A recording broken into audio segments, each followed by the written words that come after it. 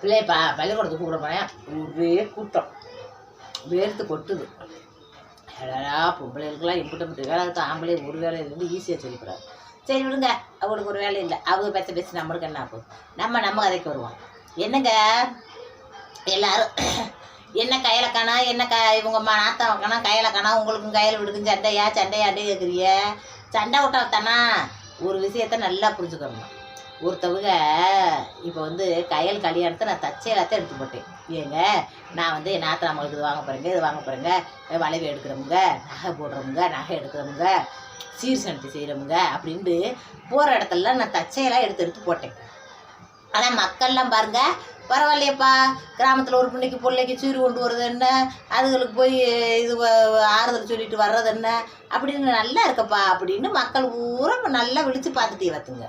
பார்த்தது மட்டும் இல்லாமல் எல்லோரும் லைக்கும் பண்ணிட்டீங்களா, வெளியில் நடந்து நீங்கள் வஞ்சகம் இல்லாமல் பார்க்குறதுக்கு நல்லா இருக்குது, நல்ல ஃபங்க்ஷன் நடத்துகிறாங்க, நல்லபடியாக போகிறாங்க வாராக, நல்ல சொந்த பந்தம் இருக்காங்க, நல்லா இருக்கப்பான்னு நீங்கள் நல்ல மனசோட பண்ணிடுறீங்க.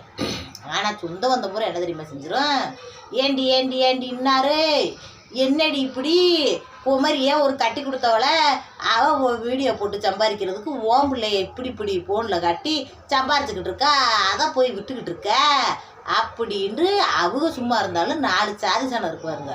அதுக்கு ஊரா அது வேலையை காட்ட ஆரம்பிச்சிடும். அதை காட்ட ஆரம்பித்தோடனே என்ன செய்வாங்க தெரியுமா, ஐயோ அந்த அவங்க இப்படி சொல்கிறாங்க, இவங்க இப்படி சொல்கிறாங்க, என் பிள்ளைய எடுத்து போடாத, நீனா பேசி போட்டுக்கோ அப்படின்ற மாதிரி பேசிடுவா.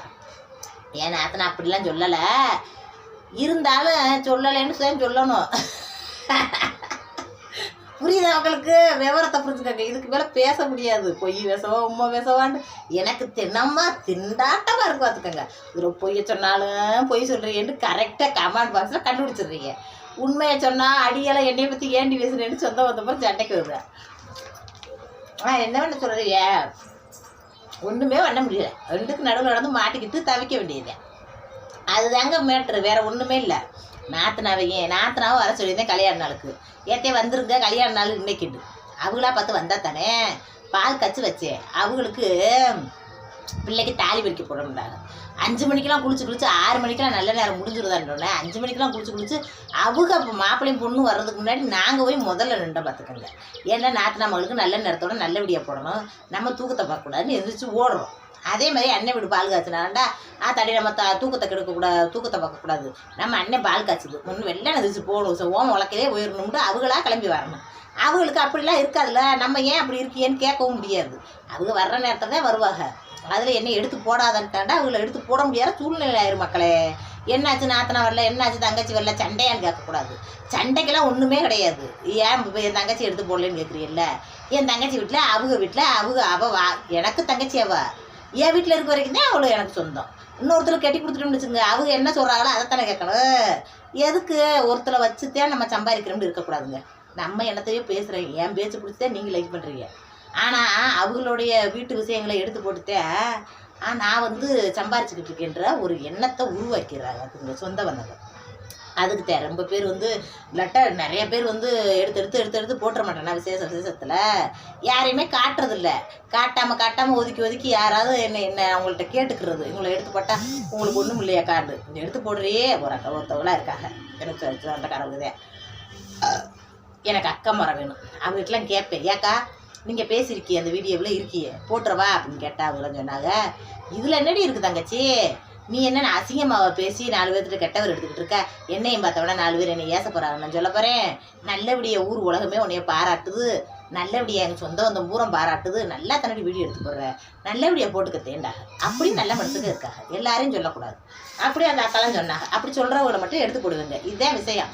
அன்னைக்கு என் நாத்தனாரை நான் கூப்பிட்டுருந்தேன், அவங்க வரலைன்ற கோவத்தில் நான் இப்போ கோயிலுக்கு குலதெய்வம் கோயிலுக்கு அவங்களுக்கு சொல்லலை. நேற்று பிரசாதம் கொடுத்து அனுப்புனேன். அதை வாங்கிக்கிட்டு அவங்க ஃபோனில் என்னையே திட்டினாங்க, எப்படி என்னை கொல்லாமல் போயிட்டீங்க கோயிலுக்கு அப்படின்னு. நம்ம வாங்கன்னு சொன்னோம்டா பகுமானம் பண்ணிக்கிடுவாங்க. கூப்பிடலண்டா ஏன் கூப்பிடலன்னு கேட்பாங்க. இதுதான் உறவு. நான்லாம் அப்படி கிடையாது. கூப்பிட்டாங்கன்னா கட கட கட கடன்னு ஓடி போய் அவங்க விசேஷத்தில் கலந்துக்கிடுவேன் பார்த்துங்க. விசேஷத்தில் சோறு சாப்பிடையில கூட வீடியோ எடுத்தா எதுக்கு இதை எடுத்துக்கிட்டு இருக்கா அப்படின்ட்டு சொந்தக்காரங்க உதறிக்கிட்டே கிடக்காங்க சில பேர். அவங்களுக்குலாம் போகாமல் பார்த்துக்குங்க. ஏன் எங்கேயாவது கோயில் குளத்துக்கு போனால் ஃபோட்டோ எடுத்து ஸ்டேட்டஸில் வைக்கிறாங்க. அதெல்லாம் பெரிய விஷயம் இல்லையா? அப்போலாம் ஸ்டேட்டஸில் எல்லாரும் ஃபோனில் பார்ப்பாங்கல்ல அப்படின்னு நம்பிக்கிட்டா இருக்காங்க. அதுக்கப்புறம் போகிறாமங்க. அவங்கள வச்சு தான் சம்பாதிக்கிறோம்ட்டு ஆத்தாடி சீமா முன்னாடி வாயிலேயே பேசி சம்பாரிச்சுக்கிட்டு இருக்கா. இவ மகளை காட்டவும் மயனை காட்டவும் இவளுக்கு வீடியோ எடுக்கிறதுக்கு உதவி பண்ணி கொடுத்துட்றாளுங்க அப்படின்ட்டு சும்மா இருக்கிறவளையும் சொரிச்சு விட்டுறாங்க. சொந்த வந்தங்க போகிற சும்மா இருக்காகல்ல. என்ன வேணா சொல்கிறீங்க? அதுதான் காலம். விடுங்க. அவங்கெல்லாம் சொல்லி அவங்கெல்லாம் தடங்கல் பண்ணி இதெல்லாம் நிற்க போதா? கடவுள் பார்த்து இது வேணாம்ல அப்படின்னு நிப்பாட்டினாத்தேன். என்ன சொல்கிறீங்க? கடவுள் பார்த்து ஒரு மனுஷனை கெடுத்தாத்தேன். மனுஷன் கெடுத்துடலாம்ட்டாத்தேன். உலகத்தில் 50 பேர் ஒருத்தனை கெடுத்து கொண்டுக்கிட்டே போயிட்டே இருக்கலாமே. அப்படிலாம் கிடையாது. கடவுள் பார்த்து ஒரு மனுஷனுக்கு இந்த வழி விடணும் நம்மளுக்கு எழுதிருந்தாத்தேன். அப்படித்தான் நான் நம்புவேன். அதனால நான் பேசுறதை கேளுங்க. என் தங்கச்சியாக வரல, என் நாத்தனா மகையாக வரலன்னு கேட்காதீங்க. நாத்தனா மகளுக்கெல்லாம் சண்டையே கிடையாது. நாத்தனா மக நம்மகிட்ட இருக்கிற வரைக்கும் நாத்தனா மக ஆக்கப்பட்டு போயிடுச்சுன்னா அவங்க புருஷன் பிள்ளை சொல்கிறதானே கேட்கணும். அது புருஷெல்லாம் சொல்லிடுச்சு, என் பொண்டாட்டிலாம் எடுக்காதீங்க அம்மா, பெரியம்மா, சின்னம்மா எடுக்காதீங்க. ஏன்டா பேட் கமெண்ட் வந்துச்சுன்னா எனக்கு சங்கட்டமாக இருக்குன்றுச்சு. பேட் கமெண்ட் யாரும் போடுறதில்ல, அது தெரியும். அதுக்கு இருந்தாலும் அப்படி சொல்லிட்டான்ட்டா நம்ம நிப்பாட்டிக்கிறோம். என்னங்க சொல்கிறது? அதனால தான் இப்போலாம் அங்கே கையல் மூஞ்சியை நான் காட்டுறதில்ல. கையல் குரலை மட்டும் காட்டுறது. இப்போ திருவிழாவுக்கு போயில இது பொங்க வைக்க போய் நாத்தினாவை நான் கூப்பிடலை. காரணம் என் கல்யாண நாளுக்கு கூப்பிட்டு அவங்க வரலை. அதனால புரியுது அவங்களுக்கு. சரி, உங்களுக்கு விவரம் போகிறேன்னு சொல்லிட்டேன் நல்லபடியா. நான் ஃபோன் போட்டு என்னை பொலன்னு பொழப்பாங்க. நாற்று நல்லா இருந்தால் அப்படி பேர் எல்லாத்தையும் காதை தொடச்சி பஞ்சை வச்சு தொடச்சி நல்லா ரெடியில் வச்சுக்கிறேன். வாக்குமேனை காதில் வச்சுக்கிட்டே அப்படியே கேட்டுக்கிட்டே வேலையை பார்ப்பேன். ஆமத்தை தப்பு தத்தி அப்படின்ட்டுருவேன். நேக்கா பிழைக்கணும்ல. என்ன பண்ண சரி, யாரோடையும் சண்டை சத்தம் போட்டுக்கூடாது. சண்டை சத்தம் போட்டுக்கிட்டு ஒருத்தர் முகத்தை திருப்பிக்கிட்டு போகிறது நல்ல வாழ்க்கையாக்கும். நம்ம அடுக்கு சாதாரணமாக ஓடிடணும். அப்படித்தானே நினச்சி வாழ்ந்துக்கிட்டு இருக்கேன். முடியுமா? பிடிக்குதுன்னா நீங்கள் லைக் பண்ணுங்கள். நீங்கள் லைக் பண்ணதே என் உறவுக்காரங்க உச்சியில் பேய் குமுகுமுண்டு ஆடுவாங்க. லைக் பண்ணுங்க. இல்லை நிலமை.